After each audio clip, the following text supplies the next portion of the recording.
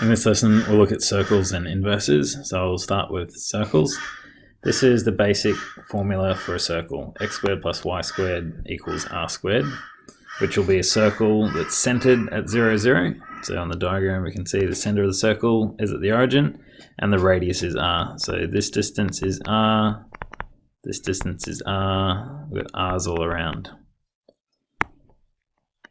Okay, so if we are asked to sketch something like x squared plus y squared equals 4, we need to make it into this x squared plus y squared equals r squared form, which means that I need to rewrite it as x squared plus y squared equals 2 squared. Okay, and that would tell me that the center is at 0, 0, and the radius is 2. So I draw my set of axes, center at 0, 0, draw a circle, and it's going to go 2 units in all these directions. Okay, what's the domain and range? I'll look at the domain. What are all the possible x values? Well, it's from -2 to 2. What's the range? Looks like it's from -2 to 2 as well. Just for fun, I'm going to use that other notation. Who remembers that? I just heard lots of hands go up, that's good. So that's the basic circle. If we want to place the circle somewhere else on the axes, we need to do some transformations. And the way we do those transformations is by subtracting h and k to make the center of the circle at hk. So this equation, x minus h, y minus k all squared equals r squared, describes this circle whose center is now hk, and it still has a radius of r. Might be thinking, how does this sort of thing work? You can think of it as just 2 translations. Okay, so minus h to translate in the horizontal axis, and minus k to translate in the vertical axis. So when we go to sketch some of these, we need to write this so it's in this sort of form. So x minus 2, that's okay, I've got a minus already. Here I've got y plus 1. So instead of writing y plus 1, I'm going to write y minus minus 1. And the 16 I need to write as 4 squared. So this is telling me that the center of the circle is going to be at 2 minus 1, because they're the 2 numbers that we're subtracting. And the radius is going to be 4. So I'll draw up my axes.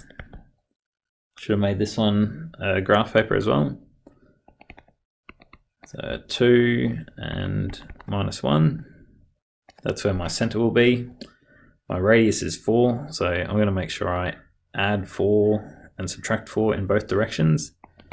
So I need to go up to 3 on the y-axis, and I need to go down to -5.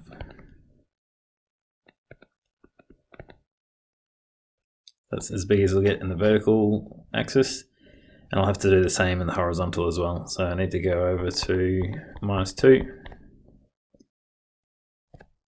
and across to 6.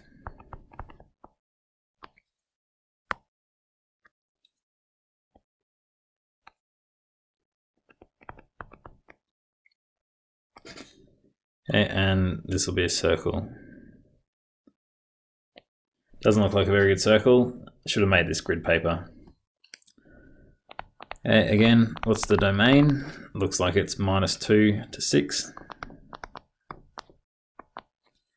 Inclusive. What's the range? Looks like it's from -5 to 3. Yeah, just using a different notation so you can bring back some good memories. Okay, and the final problem, write the equation of the following circle. Well, this one looks like it has a center of -3, -2. and it looks like it has a radius of, well, what's this distance? Looks like it's 3 units. So I'm going to use my general formula, x minus h all squared plus y minus k all squared equals r squared. Okay, and then just put in these values. So it's x minus 3 plus y minus 2 equals 3 squared. Expand the negatives, so x plus 3 all squared plus y plus 2 all squared equals 9 would be my equation of that circle. Okay, so you can go backwards and forwards. There's some questions to practice your understanding of circles. On to the second little topic, which is inverses. So an inverse operation is the operation which would cancel out the existing operation, okay, or the function that will cancel out the existing function. If we graph both the original and the inverse, they should be a reflection of each other in the line y equals x. So we'll see that a bit later on. So in the first example, find the inverse function of y equals 2 times x. So what would be the opposite of multiplying something by 2? Can't hear you. Do you say divide by 2? Yep, well done, good job. Give yourself a pat on the head. So that would be the opposite function. This would be the inverse function. Okay, if I'll graph these on the same set of axes. So one has a slope of 2x, slope of 2, and the other has a slope of a half. Okay, both of these are supposed to be passing through the origin, so we'll just scribble that out. Yeah, that's what the graph looks like. I'll do the same thing for this next function. So find the inverse function of y equals x plus 1. So what's the opposite of adding 1 to a function? All right, stop screaming at me. Let's subtract 1. Okay, this is my inverse function. If I graph the function and its inverse, x plus 1 would look something like this. X minus 1 would look something like this. So from these two graphs that we've drawn, hopefully what we can see is that the function and its inverse have been reflected along this line. This line's y equals x. They've been flipped over in that line. So this point on 2x, we've gone right angles and then the same distance opposite on the opposite side and marked the point. And we've done that all the way for it to be reflected.